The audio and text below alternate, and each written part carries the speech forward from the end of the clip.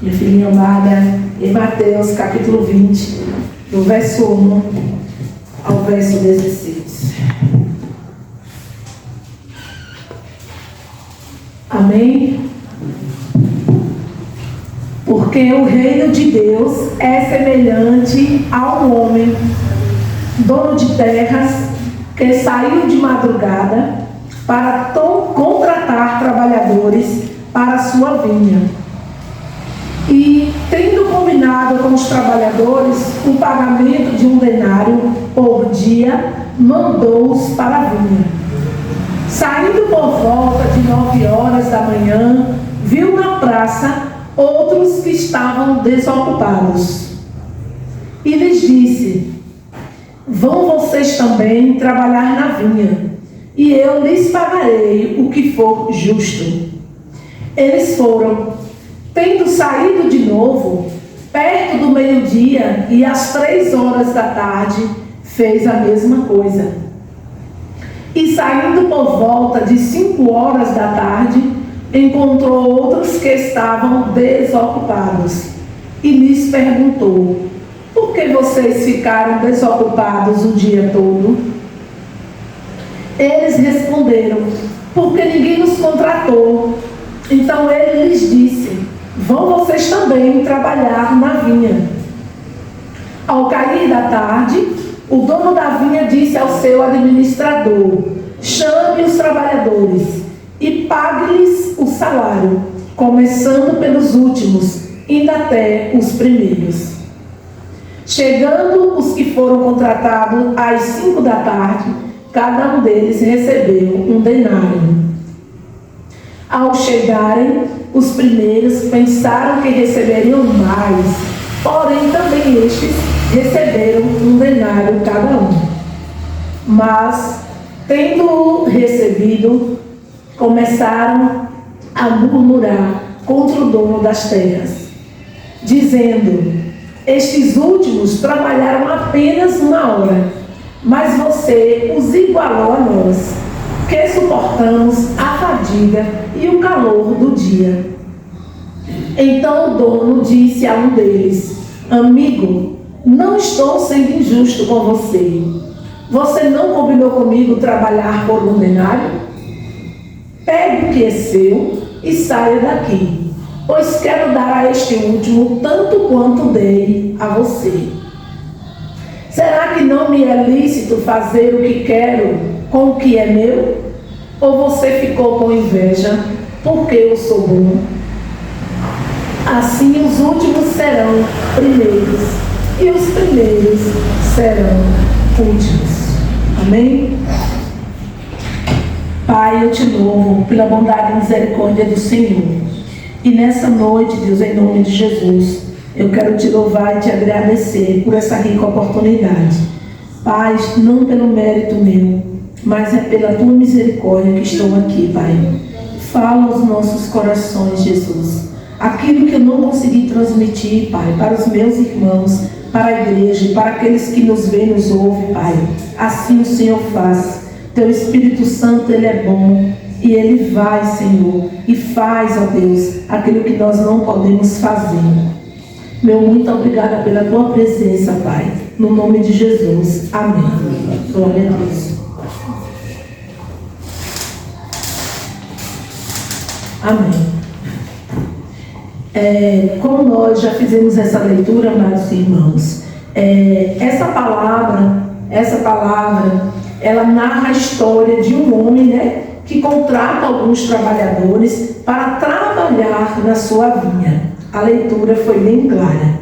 E o interessante é que esse homem, ele contrata trabalhadores em horários bem diferentes. E isso em toda a jornada do dia. Mas chegando no final do dia, uns trabalharam mais que outros, período maior. Mesmo assim, todos foram pagos da mesma maneira. E a partir daqui começa, né, a história. Então, é importante também a gente ressaltar que no capítulo anterior, vou pedir a nossa mídia aqui que coloque, no capítulo 19, do verso 16 ao 21, conta uma história do jovem rico. E eis que alguém, aproximando-se de Jesus, lhe perguntou: Mestre, que farei de bom para alcançar a vida eterna?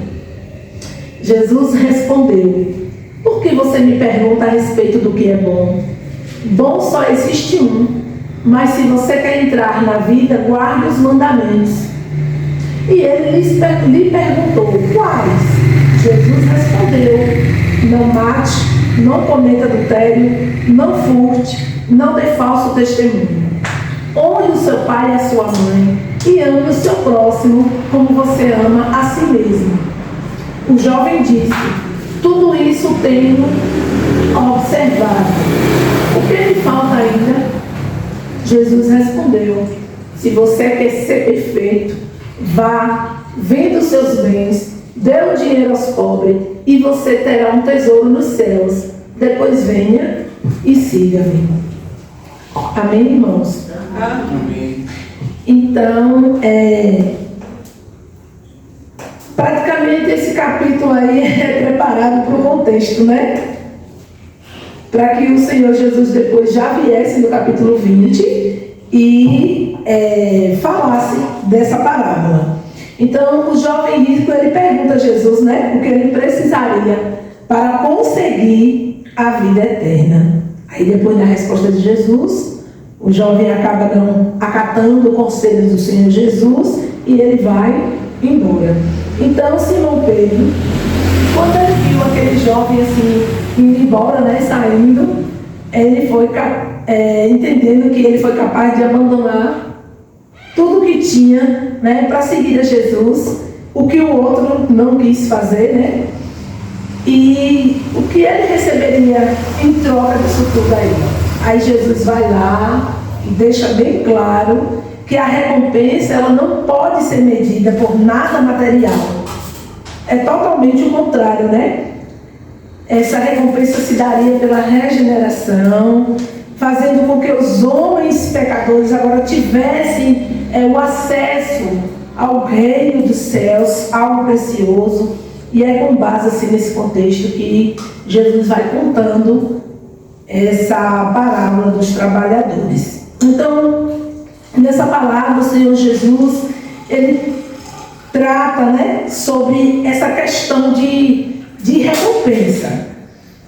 E como ela deu início aí no capítulo 20, Mateus 20, verso 1, vejam aí o que diz.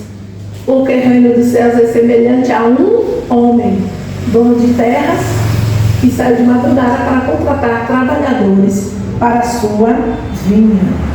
Então, olha só, este homem aí madrugou, né, para contratar pessoas para que trabalhassem na sua vinha. Então, esse termo, algumas versões fala que semelhante a um homem, dono de terra, né? Outros, eles falam proprietário, mas que tem o mesmo sentido aí, que significa mestre da casa ou pai de família, né? E naquela época, as pessoas, quando queriam trabalhar, eles se reuniam num só local, segundo aqueles estudiosos, né? Eles falam sobre isso. Eles iam para aquele local ali, se reuniam, uma praça, um lugar mais centrado, e todos ficavam ali também juntos, esperando alguém que viesse contratá-los para trabalhar ali, para ter um serviço e levar, né, o pão, aquilo que a sua família necessitava. Então, olha o que o dono da vinha fez, o proprietário, né? Ele foi lá, ofereceu um denário, né, que é romano, que se chama, e ele ofereceu para que trabalhassem a diária e ali eles ganhassem no final do seu trabalho ali, foi o serviço prestado. E era algo bem comum naquela época. Mas ao longo do dia, ele recrutou mais pessoas, como a Bíblia, nós já lemos aí, para prestar o serviço da vinha. Então foi 9 horas, 12 horas por dia ele foi lá resgatar mais pessoas, às 15 horas e às 17 horas.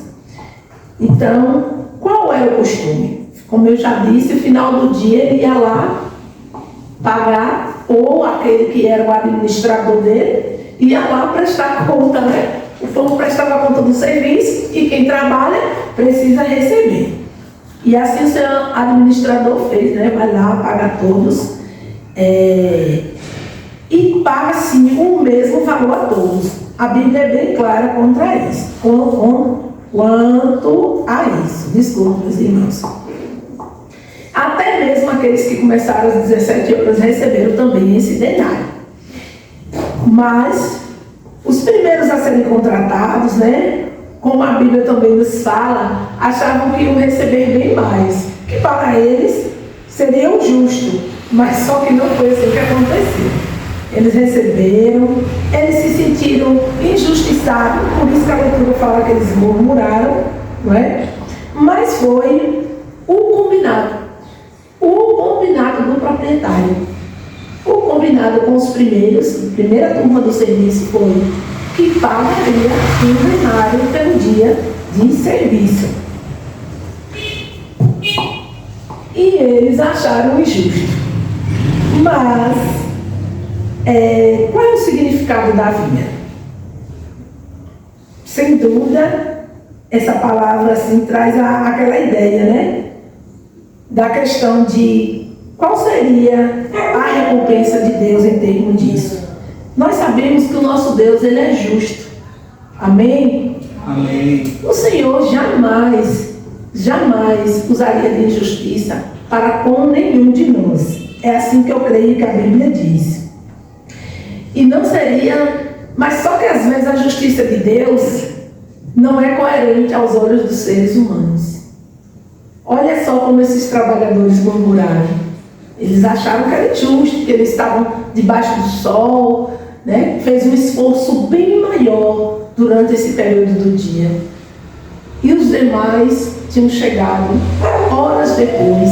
E até a última turma que chegou 1 hora antes de acabar, pelo horário que era de costume do serviço. A gente pode até pensar como ser humano que foi uma injustiça, porque o ser humano, nós somos fracos, né? Mas a intenção do proprietário foi o quê? Foi prover o valor, o mesmo valor para todos. Porque a intenção dele era que todos os trabalhadores saíssem dali com aquilo que ia os manter, aquilo que ia ajudar eles na chegada no seu lar. E aí, onde a gente também vê a bondade do fazendeiro. Porque o fazendeiro poderia muito bem ter dado bem menos, ter dado valor de acordo às horas trabalhadas. É assim que muitas pessoas, né, costumam receber quando trabalha por dia extra. Ela tem um período de início e tem um período de terminar. Mas o fazendeiro foi bem melhor para aqueles trabalhadores, né? Porque ele era o quê? Ele era o dono da vinha. Então a última palavra seria dele. Olha só ele que ficou claro no verso 16. Vamos ler aí. Que diz: assim, os últimos serão primeiros e os primeiros serão últimos. Então, a gente entende. Abra aí, por favor, irmã Brenda, em Efésios 2, 9. Efésios capítulo 2, verso 9. E diz: não de obras para que ninguém se glorie. Claro que tem todo um contexto. Mas nós estamos trazendo para um entendimento que a recompensa, ela não vai vir pelas obras. A Bíblia é bem clara em relação a isso. Não é pelas obras, para que eu, para que você, para que nenhum de nós se glorie por isso. Não é pela importância que um tem mais do que o outro, não é pela quantidade do serviço feito, não é pelo tempo que estamos aqui. Então, olha a comparação que hoje o Senhor assim falou comigo dessa forma. Porque assim os primeiros achavam que eles deveriam ser os primeiros a ser pagos e deveriam receber bem mais do que o combinado. Eles acharam injusto porque já tinha tido a combinação de 1 denário. E os demais que chegaram receberiam então, para ser justo, pela 1 denário dividido pelo tempo de horas trabalhadas. Mas só que o fazendeiro fez totalmente diferente daquilo que os trabalhadores da primeira turma imaginavam. E às vezes a gente quer fazer medidas como ser humano. E nós somos falhos, irmãos. Mas a Bíblia nos chama a atenção aqui para nós atentarmos. Que não é porque eu já estou aqui há tempo, não é porque fulano chegou, o outro irmão tem pouco tempo, não é porque eu congrego há muitos anos, ou porque fulano congrega há poucos anos, porque Deus tem abençoado o irmão de tal forma, e é para que eu inveje isso. Não, aqui nós aprendemos de maneira diferente. Não é por obras, nada aqui. Não é para que eu me glorie, não é para que eu me exalte, não é para que eu me ache que eu estou acima de tudo ou de todos. Não é isso. Não é assim.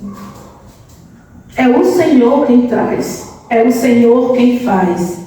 E a nossa recompensa é pela graça de Deus, é pela bondade dele, é pela misericórdia de Deus. Amém. Segundo determina, né, a sua soberana vontade, porque ela é justa, é perfeita e é agradável. Então, essa frase de Mateus, aí no verso 16, segundo Mateus capítulo 20, 16, reforça a lição de que muitos, né, possuem essa preocupação, né, do que nós poderemos ganhar em troca do que nós estamos fazendo, do que nós estamos sendo, ou nesse tempo agora presente, ou lá no futuro. Então, a gente não pode fazer as coisas pensando no que eu vou ganhar. O que eu vou ganhar com isso? Não pode se tornar uma barganha. Não pode. A nossa caminhada aqui é como o irmão falou, é nada de mérito. Deus é tão lindo que o tempo todo podia Deus confirma. E o irmão vem falando, não é mérito nosso, irmãos. Tudo vem dele, é para ele. Deus é soberano e Yahvé é poderoso.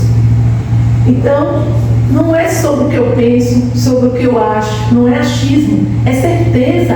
A Bíblia que nos fala que a recompensa vem do Senhor. Não é porque eu servi, eu tenho que ser servido.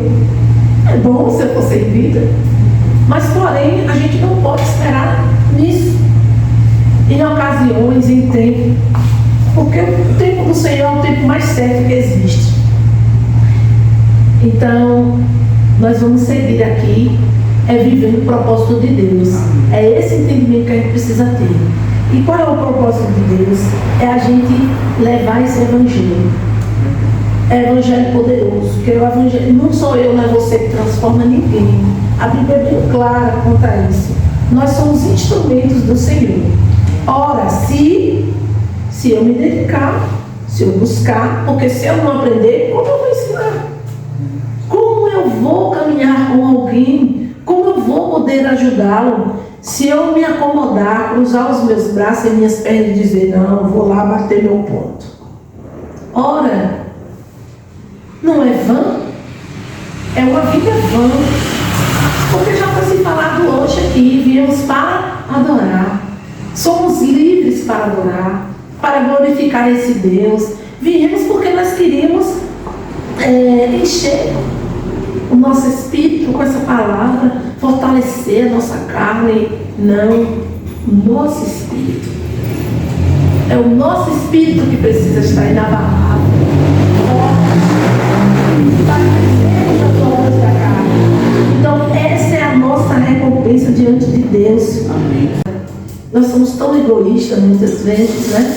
Incrédulos, às vezes orgulhosos, indiferentes. Fulano chegou primeiro, tem que passar por mim primeiro. Não é assim que o Senhor nos ensina. O Senhor nos ensina a ter humildade e ajudar aquele que está ali na caminhada, talvez um pouco mais lenta, precisando de um apoio, precisando de um ensino. Então a gente tem muita coisa aqui para tirar de lição nessa parábola, né? Para aplicar, porque não compensa ser só ouvinte, tem que ser praticante da palavra, é assim que a palavra nos ensina. Olha o que nós éramos. Podemos dizer que nós éramos, quem sabe, imprestáveis, quem sabe alguém olhava para a gente e dizia, aí não tem mais jeito, ou esse ou essa, aí só Deus mesmo. Quem sabe quantas falas não tiveram, mas todas eu acredito que eram falas das trevas e foram dissipadas, e é por isso que nós estamos aqui. Porque a gente vivia morto, né? Em nossos delitos, nossos pecados, em transgressão, uma caminhada totalmente errada, escravo do maior inimigo das nossas vidas. Era assim que nós vivíamos. Mas o Senhor nos libertou. Amém. Ele nos resgatou, né? E Ele nos chamou e veio ao nosso encontro. Porque se dependesse de mim, de você, nós não teríamos chegado por nós mesmos a Jesus. É Ele que veio ao nosso encontro. Aleluia. Olha o quanto o Senhor nos amou, o Senhor nos ama, né? Mas Ele veio ao nosso encontro, né? Ele vai lá, nos lava, nos coloca vestes diferenciadas, brancas, limpas, puras, e Ele nos convoca para um trabalho na sua obra. O Senhor tem convocado, irmãos. E quando eu ouço algo, como eu já ouvi um dia desses, alguém dizendo, não quero cargo, não quero obrigações. Ora, é justo? Você recebe o Evangelho de poder, que transforma a sua vida, liberta a sua vida, e agora você vai ficar com o Evangelho para você? E não vai compartilhar, e não vai ajudar pessoas? Porque se o Senhor nos resgatou e veio ao nosso encontro, Ele tem propósito na nossa vida. E Ele nos chama para um trabalho, para um servir. E é com alegria, irmãos.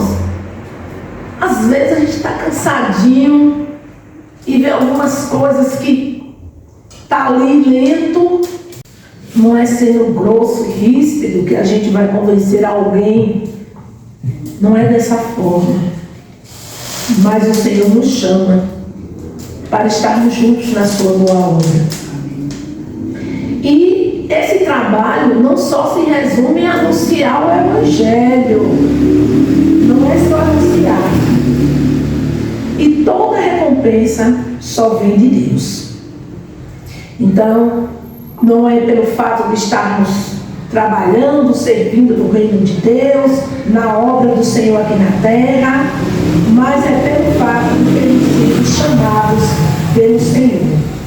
Nós não somos merecedores de reconhecimento algum, mas Deus, pela sua bondade e misericórdia, Ele tem nos abençoado de maneira poderosa. Eu tenho certeza que uma noite não seria o suficiente para cada um de nós expressar dessa bondade e misericórdia de Deus, porque é algo assim maravilhoso. Então todo o mérito é dele. Ele é o proprietário da vida. Ele veio ao nosso encontro. Ele nos chamou. Aleluia. Alguns Ele chamou pela manhã, logo cedo, na madrugada. Outro Ele chamou às 9. Outros às 12. Outro às 15 horas. Outro às 17. Então estávamos perdidos. Mas o Senhor foi lá e nos chamou. Amém. Né? E foi um processo. E ainda é um processo de refinar, de ficarmos do jeitinho que o Senhor quer que nós fiquemos todos os dias. É luta diária. É clamando mesmo pela misericórdia de Deus. Nos ajuda. Não é fácil, mas nós vamos olhar para a dificuldade ou nós vamos olhar para o autor e consumador da nossa fé? Então nós vamos olhar para o Senhor, que que tem nos convocado e quer nos capacitar. Eu recebi um convite um dia desses e eu aí fiquei pensando 2, 3 vezes em dar ou não. Aí depois eu disse, por que dar ou não? Só porque não quero ir? Porque eu acho, porque tem alguém, porque pode ser outra pessoa. O Senhor tem chamado a mim, aos irmãos. O Senhor tem chamado a sua igreja para a gente ir. Tem nos convocado todos os dias. Mas eu sou jovem, eu sou criança. Deus tem chamado jovens, Deus tem chamado adolescentes, Deus está chamando as crianças. Não há ninguém inútil. Deus quer nos usar de forma maravilhosa. É na sua obra, é ajudando pessoas, é no nosso trabalho, onde quer que nós venhamos aí. Até na fila mesmo, com o médico e com o exame. Ora, o que eu entendo é que a Bíblia nos diz que Deus faz o que Ele quer, na hora que Ele quer, e é como Ele quer. Não é nós que vamos ditar para Deus. Imagine. E outra coisa, ainda se falou da inveja, né? Fala aqui no texto sobre a inveja. Então, uma outra lição muito importante. Eu falei, mas quantas vezes nós questionamos Deus? Porque Deus fez na vida do irmão, porque Deus está fazendo na vida do irmão. Deus, se eu tenho abençoado fulano, e aí, como é que fica a minha situação? Muitas vezes, irmãos, infelizmente, a gente nos pega fazendo isso. Querendo questionar Deus pelo que Deus está fazendo na vida do outro, né? Na vida do nosso irmão, e acabamos julgando, né? Por estar abençoando alguém.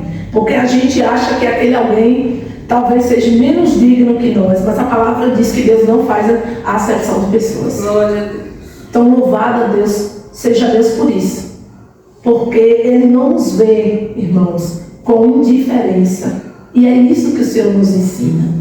Muitas vezes estamos pecando dessa forma, né? Querendo trazer uns para perto, o outro não, porque eu não me identifico. E é assim que Deus fala?